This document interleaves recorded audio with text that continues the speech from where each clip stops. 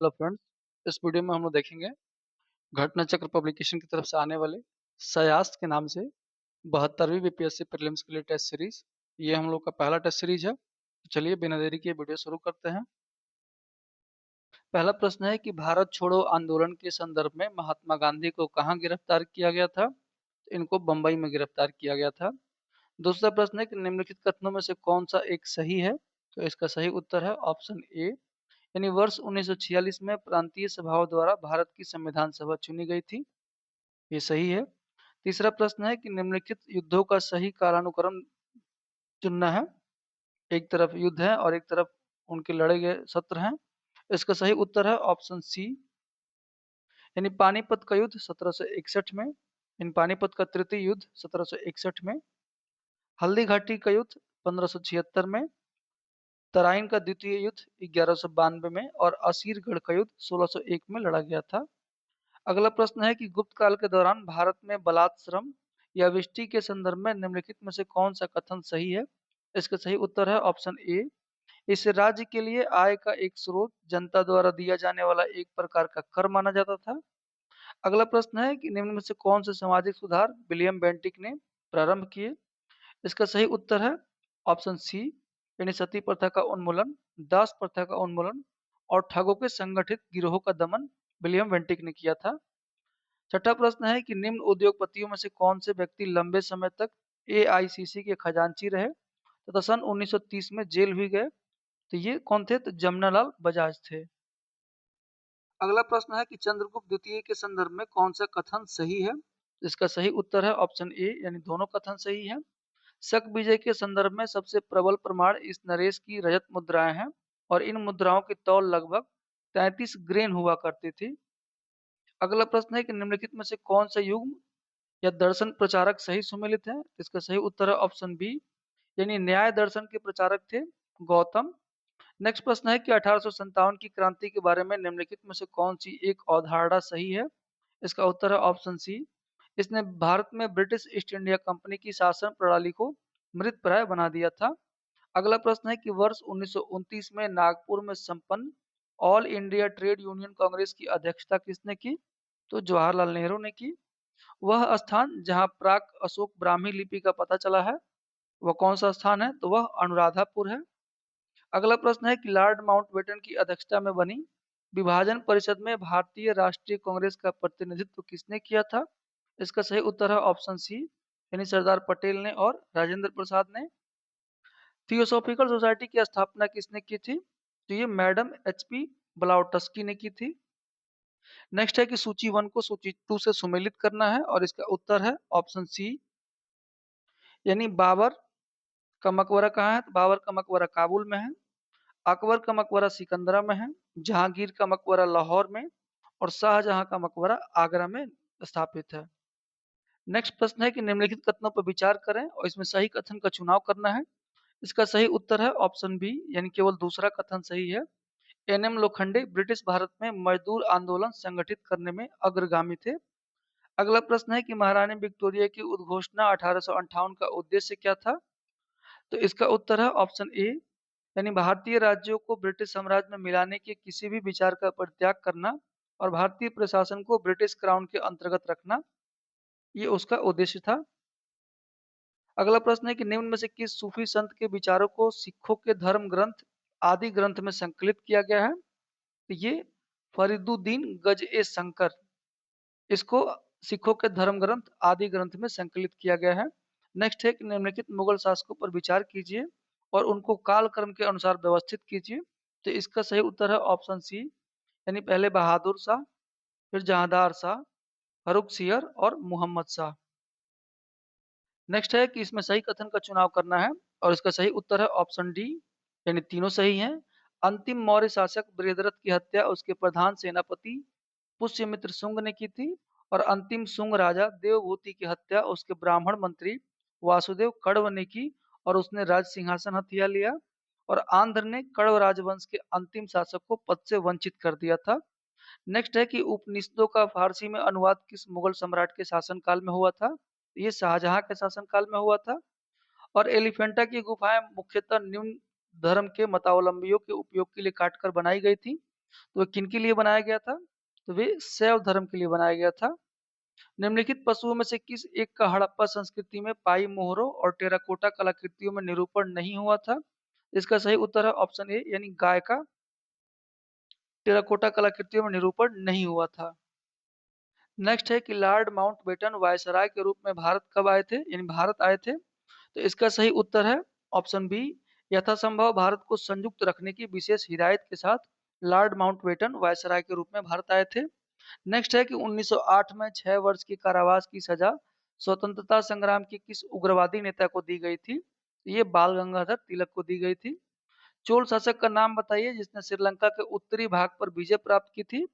तो वो कौन थे? तो राजराज प्रथम। राजा राम मोहन राय द्वारा स्थापित प्रथम संस्था कौन थी? तो आत्मीय सभा। निम्नलिखित में से कौन सा एक सही सुमेलित नहीं है? तो इसका सही उत्तर है ऑप्शन डी यानी दीवाने मुश्तक राज अलाउद्दीन खिलजी से संबंधित है, ये सही है। दीवाने अमीर कोही की स्थापना मोहम्मद तुगलक ने की, ये भी सही है। दीवाने खैरात की स्थापना फिरोज तुगलक ने की थी, ये भी सही है। अगला प्रश्न है कि साइमन कमीशन के संदर्भ में निम्नलिखित कथनों पर विचार करना है और सही उत्तर का चुनाव करना है। तो इसका उत्तर है ऑप्शन ए इसने 2 बार भारत का दौरा किया। नेक्स्ट है कि भारत छोड़ो आंदोलन किसका फल था? इसका सही उत्तर है ऑप्शन बी यानी क्रिप्स प्रस्ताव के भारतीयों के नैराश्य का भारत पर जापानी आक्रमण की धमकी का और एआईसीसी द्वारा अगस्त 1942 में एक प्रस्ताव पारित करने का। नेक्स्ट है कि नागर द्रविड़ और बेसर हैं। इसका सही उत्तर है ऑप्शन सी ये भारतीय मंदिर वास्तु की 3 मुख्य शैलियां हैं। अगला प्रश्न है इसमें सूची 1 को सूची 2 से सही सुमिलित करना है। इसका सही उत्तर है ऑप्शन बी 31 का। ऑप्शन बी सही उत्तर है यानी बारदोली सत्याग्रह सरदार वल्लभ भाई पटेल के नेतृत्व में हुआ। भारतीय किसान संस्थान एनजी रंगा बंगाल प्रजा पार्टी फजलुल हक और बकास्ट संघर्ष स्वामी श्रद्धानंद सरस्वती ने किया था। चीनी स्रोत के अनुसार श्रीलंका के शासक मेघवर्मन ने गया में बौद्ध मंदिर बनाने की अनुमति के लिए निम्नलिखित में से किस गुप्त राजा के पास एक मिशनरी या दूत मंडल भेजा था? तो किनके पास भेजा था? तो समुद्रगुप्त के पास। नेक्स्ट है कि वास्को डी गामा के संबंध में कौन सा कथन सही है? तो इसका सही उत्तर है ऑप्शन डी यानी वास्को डी गामा की 1498 में भारत यात्रा के समय कालीकट का शासक जमोरिन या सामोथिरी था। नेक्स्ट है सूची 1 को सूची 2 से सुमिलित करना है और इसका सही उत्तर है ऑप्शन ए यानी ताजुल मासिर हसन निजामी से संबंधित है। खजाइन उल फतू अमीर खुसरो से। तारीख मुबारक शाही याहिया बिन अहमद सरहिंदी और फतवा ए जहांदीरी जियाउद्दीन बर्नी से संबंधित है। नेक्स्ट है कि नीचे 2 कथन दिए गए हैं, एक कथन है और दूसरे को कारण कहा गया है। इसका सही उत्तर है ऑप्शन सी यानी कि कथन सही है और कारण गलत है। कथन क्या है? तो बाबर ने तुर्कीनामा तुर्की में लिखा था, यह सत्य है। नेक्स्ट है कि निम्नलिखित कथनों पर विचार कीजिए और इनमें से कौन सा सही है?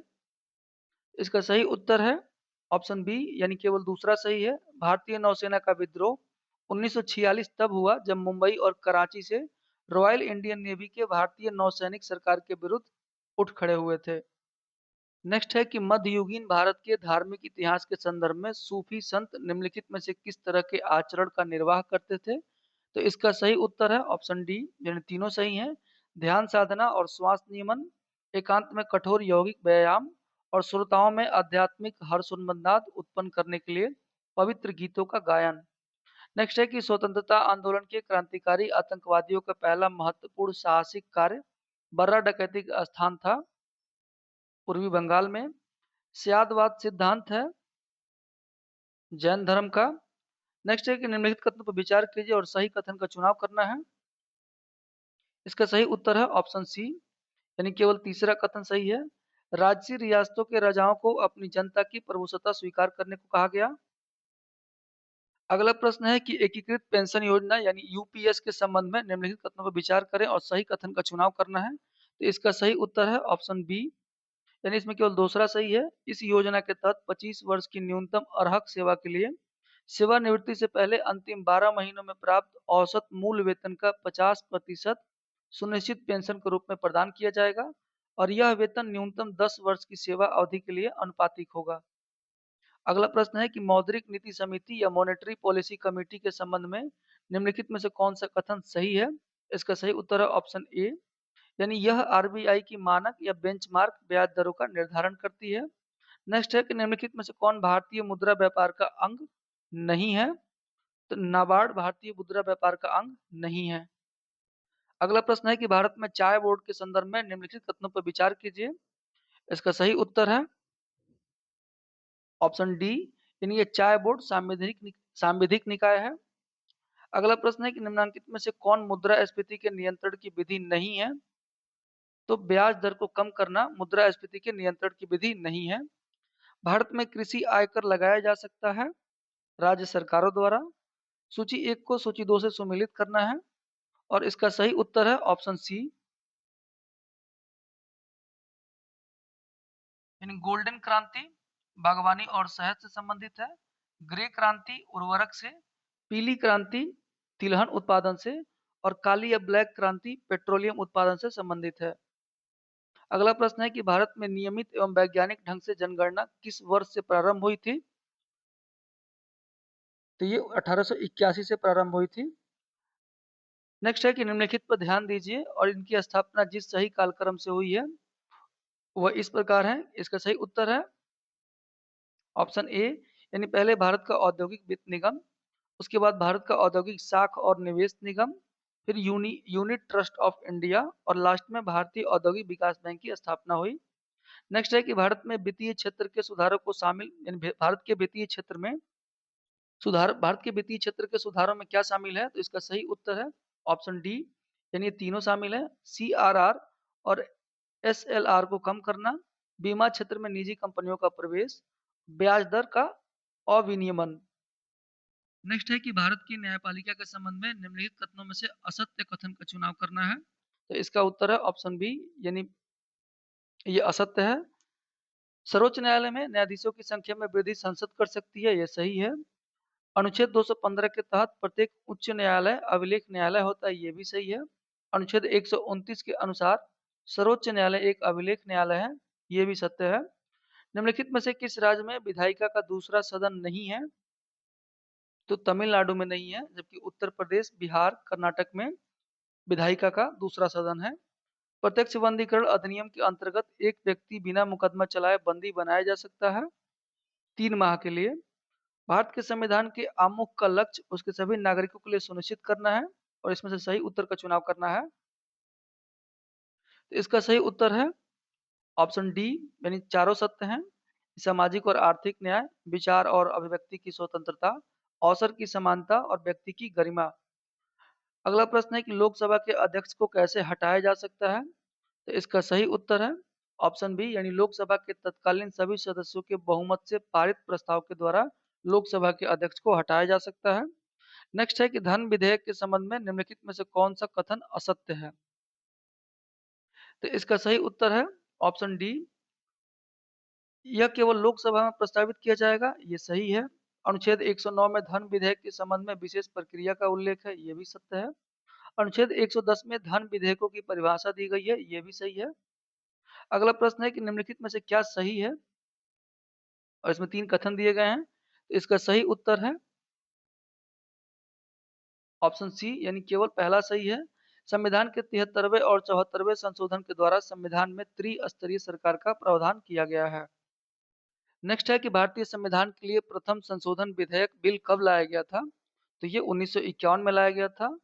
उच्च न्यायालय की परमादेश जारी करने की शक्ति के अंतर्गत आते हैं सांविधिक अधिकार। नेक्स्ट है कि सूची 1 को सूची 2 से सम्मिलित करना है और इसका सही उत्तर है ऑप्शन ए, यानी जनगणना केंद्र सूची का विषय है, पुलिस और सार्वजनिक व्यवस्था राज्य सूची का विषय है और जनसंख्या नियंत्रण और परिवार नियोजन समवर्ती सूची का विषय है और अंतरिक्ष अनुसंधान अवशिष्ट विषय है जो कि केंद्र के अधीन रहता है। नेक्स्ट है कि निम्नलिखित कथनों में से असत्य कथन का चुनाव करना है और इसका सही उत्तर है ऑप्शन डी, यानी तीनों के तीनों असत्य हैं। नेक्स्ट है कि निम्न में से संविधान के किस अनुच्छेद के अंतर्गत भारत के राष्ट्रपति मूल अधिकारों के कार्यान्वयन को स्थगित कर सकते हैं। अनुच्छेद 20 और 21 के अतिरिक्त। तो ये अनुच्छेद 359 में दिया गया है। निम्नलिखित में से कौन सा प्रावधान नीति निर्देशक तत्वों तथा मौलिक कर्तव्य दोनों का एक भाग है? तो ये पर्यावरण का संरक्षण इन दोनों का भाग है। भारतीय संघात्मक व्यवस्था के संदर्भ में निम्नलिखित में से कौन सा कथन सही है? तो इसका सही उत्तर है ऑप्शन ए, यानी केवल एक पहला कथन सही है। भारतीय संविधान के अंतर्गत राज्यों को संघ से अलग होने का अधिकार नहीं है। प्रश्न है कि पंचायती राज व्यवस्था में शासन प्रणाली की संरचना क्या है?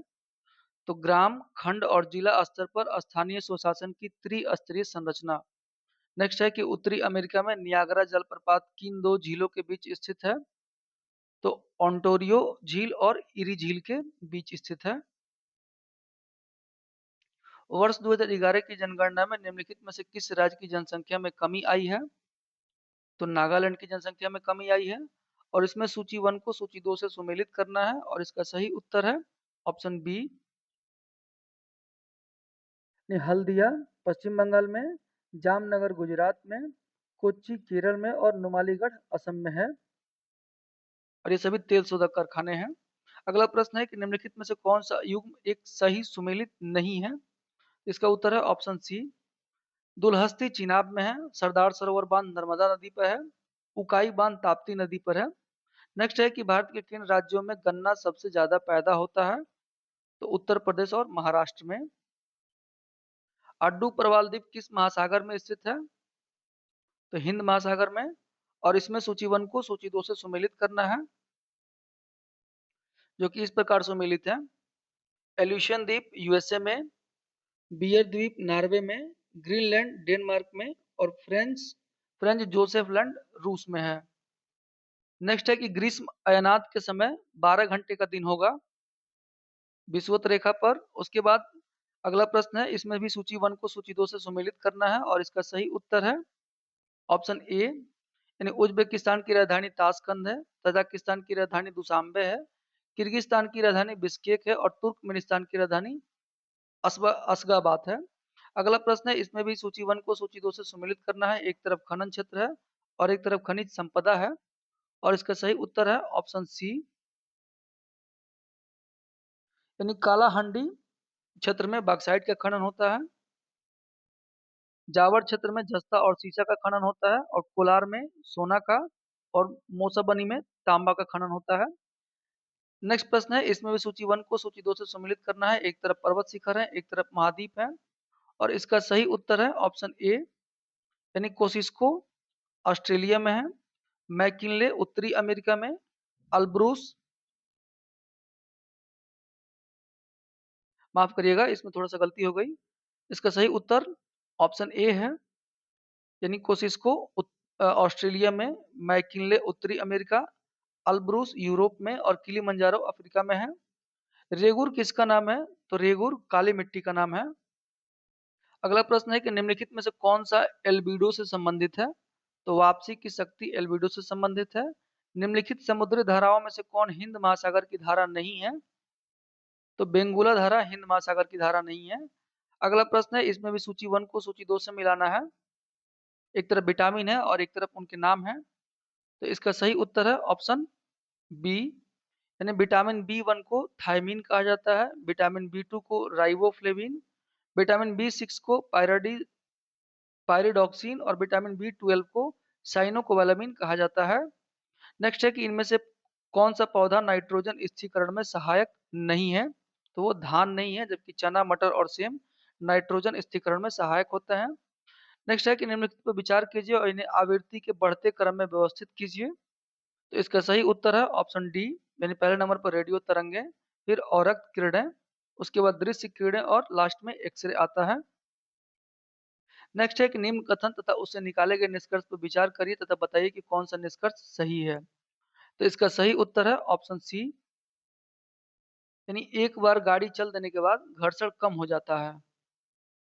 नेक्स्ट प्रश्न है, इसमें भी सूची 1 को सूची 2 से सुमेलित करना है और इसका सही उत्तर है ऑप्शन सी, यानी रतौंधी विटामिन ए की कमी से होती है, रिकेटस विटामिन डी की कमी से, स्कर्वी विटामिन सी की कमी से और बेरी बेरी विटामिन बी 1 की कमी से होती है। नेक्स्ट है कि जीवों के विकास या इवोल्यूशन के संदर्भ में निम्नलिखित में से कौन सा अनुक्रम सही है? इसका सही उत्तर है ऑप्शन सी यानी सेलामेंडर, अजगर और कंगारू। नेक्स्ट है कि निम्नलिखित में से किससे कुपोषण होता है? तो इसका सही उत्तर है ऑप्शन डी, इन तीनों से यानी अति पोषण से, अल्प पोषण से और असंतुलित पोषण, इन तीनों से कुपोषण होता है। अगला प्रश्न है कि चंद्रमा के धरातल पर दो व्यक्ति एक दूसरे की बात नहीं सुन सकते क्योंकि चंद्रमा पर वायुमंडल नहीं है। अस्थियों का अध्ययन विज्ञान की किस शाखा के अंतर्गत किया जाता है? तो ऑस्टियोलॉजी के अंतर्गत किया जाता है। अगला प्रश्न है कि नीचे दो वक्तव्य दिए गए हैं, एक कथन है दूसरा कारण है। तो इसका सही उत्तर है ऑप्शन सी यानी कि हीरा अपने ही आकार के अनुकारी कांच से अधिक चमकता है। नेक्स्ट प्रश्न है, इसमें भी सूची 1 को सूची 2 से सम्मिलित करना है और इसका सही उत्तर है ऑप्शन डी यानी प्लेग जीवाणु के कारण होता है, एड्स विषाणु के कारण, गंजापन कवक के कारण और मलेरिया प्रोटोजोआ के कारण होता है। नेक्स्ट है कि सामान्य ताप पर निम्नलिखित में से कौन सा तत्व द्रव के रूप में पाया जाता है? तो वह है ब्रोमीन। अगला प्रश्न है, इसमें भी सूची 1 को सूची 2 से सम्मिलित करना है और इसका सही उत्तर है ऑप्शन ए यानी मैजेंटा लाल और नीला का संयोजन होता है, टील नीला हरा और सफेद का संयोजन होता है, मौ नीला लाल और सफेद का संयोजन होता है और सियान हरा और नीला का संयोजन होता है। नेक्स्ट है कि निम्नलिखित पर विचार कीजिए और उपयुक्त में से किन्हें कृत्रिम संश्लेषित माध्यम से संवर्धित किया जा सकता है? तो इसका सही उत्तर है ऑप्शन ए यानी जीवाणु और कवक को कृत्रिम या संश्लेषित माध्यम से संवर्धित किया जा सकता है। अगला प्रश्न है कि निम्नलिखित में से कौन सा कथन सही नहीं है? तो इसका सही उत्तर है ऑप्शन डी, NaCl की मौजूदगी में पेरिस प्लास्टर के स्थापन दर में वृद्धि होती है, यह सत्य है। सीमेंट में जिप्सम का योग उसके स्थापन दर को मंद करने के लिए किया जाता है, यह भी सही है।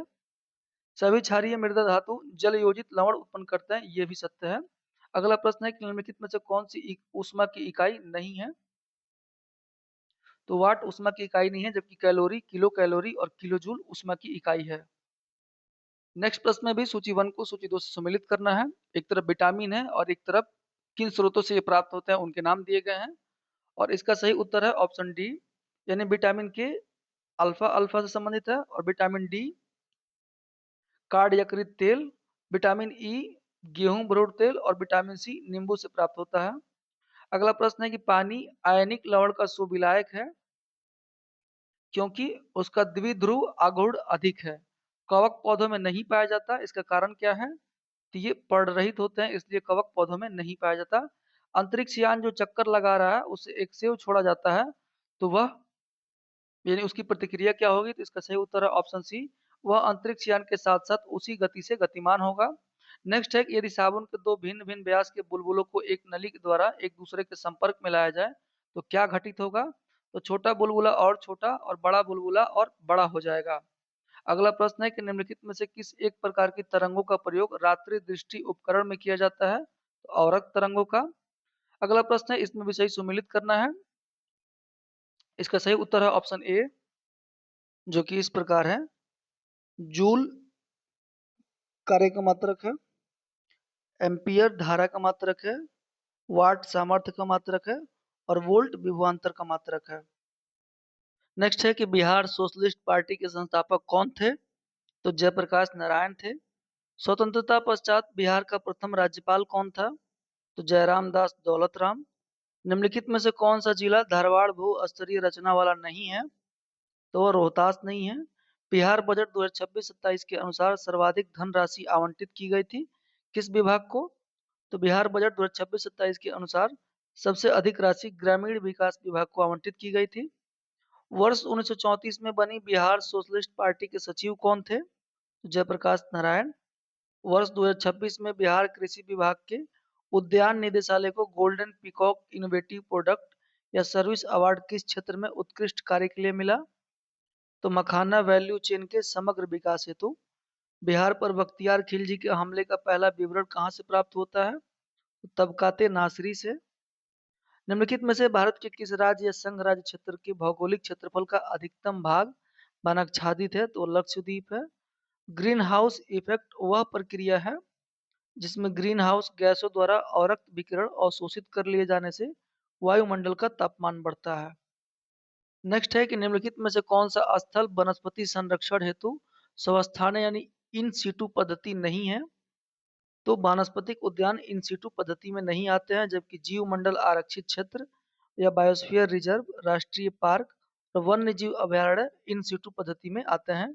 नेक्स्ट है सूची 1 को सूची 2 से सुमेलित करना है। एक तरफ एसडीजी है और एक तरफ उनसे संबंधित क्षेत्र है, और इसका सही उत्तर है ऑप्शन सी, यानी एसडीजी 10 में असमानताओं में कमी, एसडीजी 11 सतत शहर एवं समुदाय, एसडीजी 12 उत्तरदायी उपभोग और उत्पादन, और एसडीजी 16 शांति, न्याय एवं सुदृढ़ संस्थान से संबंधित है। अगला प्रश्न है कि यूनेस्को के क्रिएटिव सिटी नेटवर्क के संदर्भ में निम्नलिखित कथनों पर विचार करें और सही कथन का चुनाव करना है। तो इसका सही उत्तर है ऑप्शन सी, यानी दोनों सही हैं। उत्तर प्रदेश के लखनऊ शहर को उसकी पारंपरिक अवधी पाक कला विरासत के लिए क्रिएटिव सिटी ऑफ गैस्ट्रोनॉमी के रूप में शामिल किया गया था, और इस नेटवर्क में लखनऊ को शामिल किए जाने की आधिकारिक घोषणा उज्बेकिस्तान के समरकंद में आयोजित यूनेस्को के 43वें महासम्मेलन में की गई थी। अगला प्रश्न है कि ग्रेटर नोएडा में स्थापित देश के पहले सरकारी अस्पताल आधारित एआई क्लिनिक के संबंध में कौन सा कथन असत्य है? तो इसका सही उत्तर है ऑप्शन सी। इसकी स्थापना Government Institute of Medical Sciences में की गई, ये सत्य है। यह उत्तर प्रदेश का पहला पब्लिक हॉस्पिटल आधारित मेडिकल इंक्यूबेटर सेंटर भी बना था, ये भी सही है। और इसका मुख्य focus clinic, AI, medical imaging और डेटा गोपनीयता को सुनिश्चित करने पर था, ये भी सत्य है। अगला प्रश्न है कि त्रिपुरा ग्रामीण बैंक द्वारा ग्रामीण वित्तीय समावेशन को गति देने के लिए लॉन्च की गई भारत की पहली पूर्णतः सौर ऊर्जा से संचालित मोबाइल एटीएम वैन का आधिकारिक नाम क्या था? तो उसका नाम था टीजीवी ऑन व्हील्स, यानी त्रिपुरा ग्रामीण बैंक ऑन व्हील्स। अगला प्रश्न है कि जनवरी 2026 में आयोजित इंडस फूड 2026 प्रदर्शनी के संबंध में निम्नलिखित कथनों पर विचार कीजिए और सही कथन का चुनाव करना है। तो इसका उत्तर है ऑप्शन सी, यानी दोनों कथन सत्य हैं। यह देश की प्रमुख वैश्विक खाद्य और पेय स्रोत प्रदर्शनी का 9वां संस्करण था, जिसका आयोजन उत्तर प्रदेश के ग्रेटर नोएडा में किया गया था, और इस आयोजन का एक प्रमुख आकर्षण अबू धाबी फूड हब द्वारा भारत यूएई खाद्य गलियारा पहल का शुभारंभ था। अगला प्रश्न है कि फिल्मकार सुबोध खानोलकर की कौन सी फिल्म ऑस्कर के शुरुआती चरण की कंटेंशन लिस्ट में शामिल होने वाली इतिहास की पहली मराठा फिल्म बनकर उभरी है? तो फिल्म कौन है? दशावतार। नेक्स्ट है कि मणिपुरी भाषा की उस भारतीय क्षेत्रीय फिल्म का नाम क्या था जिसे British Academy of Film and Television Arts BAFTA में best children and family film श्रेणी के लिए नामांकित कर वैश्विक पहचान दी गई? तो उसका नाम था बुंग। अगला प्रश्न है कि एक्सप्लोरर्स ग्रैंड स्लैम को पूरा करने वाले सबसे कम उम्र की भारतीय महिला बनने का गौरव काम्या कार्तिकेयन ने हासिल किया। इस ग्रैंड स्लैम को पूरा करने के लिए कौन सी शर्त अनिवार्य थी? तो इसका उत्तर है ऑप्शन बी, यानी दुनिया के 7 महाद्वीपों की सबसे ऊंची चोटी पर चढ़ना और उत्तरी व दक्षिणी दोनों ध्रुवों पर स्कीइंग करना। अगला प्रश्न है कि प्रशासनिक सुविधा को बेहतर बनाने की दिशा में कदम बढ़ाते हुए किस राज्य सरकार ने अपने दक्षिणी भाग से निकलकर कुशावती नामक नए तीसरे जिले की गठन की घोषणा की है? तो वो कौन सा राज्य है? तो वो है गोवा। अगला प्रश्न है कि ओडिशा के प्रशासनिक इतिहास के संदर्भ में निम्नलिखित कथनों पर विचार कीजिए और सही कथन का चुनाव करना है। तो इसका उत्तर है ऑप्शन सी, यानी दोनों कथन सही हैं। 1991 बैच की आईएएस अधिकारी अनु गर्ग को ओडिशा की पहली महिला मुख्य सचिव नियुक्त किया गया है, और वह इस सर्वोच्च प्रशासनिक पद पर मनोज आहूजा का स्थान ग्रहण करेंगी। नेक्स्ट प्रश्न है कि भारत में न्यायिक प्रणालियों के पूर्ण डिजिटलीकरण के संदर्भ में निम्नलिखित कथनों पर विचार करें और इसमें सही कथन का चुनाव करना है। तो इसका उत्तर है ऑप्शन सी, यानी दोनों सत्य हैं। जनवरी 2026 में केरल के वायनाड जिले में स्थित कलपेट्टा जिला न्यायालय को भारत का पहला पूर्णतः पेपरलेस या कागज रहित कोर्ट घोषित किया गया। केरल उच्च न्यायालय पहले ही देश का पहला पेपरलेस उच्च न्यायालय बनने का गौरव प्राप्त कर चुका था। अगला प्रश्न है कि केंद्रीय सतर्कता आयोग में नए सतर्कता आयोग के रूप में प्रवीण वशिष्ठ की नियुक्ति के संदर्भ में कौन सा कथन सत्य है? तो इसका उत्तर है ऑप्शन बी, यानी प्रवीण वशिष्ठ 1991 बैच के बिहार कैडर के आईपीएस अधिकारी थे। अगला प्रश्न है कि जनवरी 2026 में आयोजित 16वीं आसियान रक्षा मंत्रियों की बैठक एडीएमएम प्लस विशेषज्ञ कार्य समूह की बैठक के संदर्भ में विचार करें और सही कथन का चुनाव करना है। तो इसका उत्तर है ऑप्शन सी, इन दोनों कथन सही हैं। तो इस 3 दिवसीय रणनीतिक बैठक का आयोजन नई दिल्ली में किया गया था, जिसकी मुख्य विषय वस्तु यानी थीम थी आतंकवाद का मुकाबला। इस अंतर्राष्ट्रीय बैठक की सह अध्यक्षता भारत और मलेशिया द्वारा संयुक्त रूप से की गई थी। अगला प्रश्न है कि दूसरे वैश्विक बौद्ध शिखर सम्मेलन के संबंध में सही कथन का चुनाव करना है, और इसमें 2 कथन सही हैं, पहला और तीसरा। तो इस सम्मेलन का आयोजन 24 से 25 जनवरी 2026 को नई दिल्ली के भारत मंडपम में किया गया था, और इसका मुख्य उद्देश्य बौद्ध विचारधारा के माध्यम से समकालीन वैश्विक चुनौतियों और समस्याओं पर संवाद स्थापित करना था। नेक्स्ट है कि भारत निर्वाचन आयोग द्वारा जनवरी 2026 में आयोजित पहले भारत अंतर्राष्ट्रीय लोकतंत्र और चुनाव प्रबंधन सम्मेलन के संदर्भ में कौन सा कथन असत्य है? इसका सही उत्तर है ऑप्शन सी। इसका आयोजन नई दिल्ली के भारत मंडपम में 3 दिनों के लिए किया गया था, ये सत्य है। यह India international institute of democracy and election management द्वारा आयोजित किया गया था, ये भी सही है। और सम्मेलन के दौरान भारतीय चुनावी यात्रा पर आधारित इंडिया डिसाइड्स नामक डॉक्यूमेंट्री प्रदर्शित की गई थी, ये भी सही है। अगला प्रश्न है कि सुरेंद्र कुमार पचौरी द्वारा लिखित चेलिस of ambrosia Ram Janmabhoomi challenge and response जिसका विमोचन किया गया, इसके विमोचनकर्ता कौन थे? तो इसके विमोचनकर्ता उपराष्ट्रपति सीपी राधाकृष्णन थे। नेक्स्ट है कि बुल्गारिया के यूरोजोन के 21वें सदस्य के रूप में शामिल होने के विनियामक चरणों के संदर्भ में सही कथन का चुनाव करना है। तो इसका उत्तर है ऑप्शन ए, यानी बुल्गारिया ने 1 जनवरी 2026 से यूरो को अपनी आधिकारिक मुद्रा के रूप में स्वीकार कर लिया था। नेक्स्ट प्रश्न है कि जनवरी 2026 में यूरोपीय संघ की घूर्णन अध्यक्षता संभालने वाले देश के संदर्भ में सही कथनों का चुनाव करना है। तो इसका सही उत्तर है ऑप्शन ए, यानी साइप्रस ने जनवरी 2026 से जून 2026 तक 6 माह की अवधि के लिए यूरोपीय संघ की अध्यक्षता संभाली है। अगला प्रश्न है कि हाल ही में ब्रिटेन की संसद द्वारा पारित सड़क सुरक्षा से संबंधित देव कानून का ऐतिहासिक पृष्ठभूमि संदर्भ क्या था? इसका सही उत्तर है ऑप्शन बी, यानी यह वर्ष 2018 में ब्रिटेन के राजमार्ग पर एक सड़क दुर्घटना में मारे गए 8 वर्षीय भारतीय मूल के बच्चे देवनारायण की स्मृति में लाया गया था। अगला प्रश्न है कि जनवरी 2026 में संयुक्त राज्य अमेरिका द्वारा भारत में अपने 27वें राजदूत के रूप में किसे नियुक्त किया गया, जो पूर्व ट्रंप प्रशासन में डायरेक्टर ऑफ प्रेसिडेंशियल पर्सनल रह चुके थे? इसका सही उत्तर है ऑप्शन बी, यानी ये सर्जियो गोर है। नेक्स्ट प्रश्न है चर्च ऑफ इंग्लैंड के 1400 वर्षों के इतिहास में पहली बार किस महिला को सर्वोच्च आध्यात्मिक पद आर्च बिशप ऑफ कैंटरबरी नियुक्त किया गया था? तो वे कौन थी? तो वो उनका नाम है सराह मुल्लाली। नेक्स्ट प्रश्न है कि पेरू के अमेजन वर्षा वनों की डंक रहित मूल मधुमक्खियों को कानूनी अधिकार देने के संबंध में सही कथनों का चुनाव करना है, और इसका उत्तर है ऑप्शन सी। इन दोनों कथन सही हैं। ये दुनिया की पहली कीट प्रजाति बन गई थी जिन्हें अस्तित्व में रहने और फलने फूलने के लिए विधिक संप्रभु सुरक्षा मिली थी, और पेरू की सतीपो नगरपालिका द्वारा पारित अध्यादेश के अनुसार ये मधुमक्खियां अमेजन के 80% से अधिक पेड़ों और पौधों के परागण के लिए जिम्मेदार थीं। अगला प्रश्न है कि भारत के महान पर्यावरणविद और पश्चिमी घाट पारिस्थितिकी विशेषज्ञ पैनल के अध्यक्ष रहे किस वैज्ञानिक का 7 जनवरी 2026 को 82 वर्ष की आयु में निधन हो गया था? तो वे कौन थे? तो माधव गाडगिल।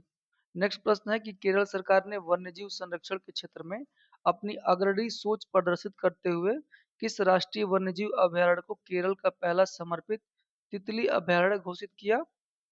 तो अरलाम वन्यजीव अभयारण्य को। नेक्स्ट है कि अमेरिकी विकासवादी जीव विज्ञानी टोबी कियर्स को उनकी किस अभूतपूर्व वैज्ञानिक शोध के लिए पर्यावरण का नोबेल पुरस्कार कहा जाने वाला टायलर पुरस्कार प्रदान किया गया था? तो इसका उत्तर है ऑप्शन बी, यानी भूमिगत माइकोराइजल नेटवर्क और कार्बन अवशोषण पर शोध हेतु। अगला प्रश्न है कि जैव विज्ञान आधारित जन जागरूकता नीति के तहत किस जीवाणु को केरल सरकार द्वारा भारत का पहला आधिकारिक स्टेट बैक्टीरिया घोषित किया गया था? तो बैसिलस सबटिलिस को।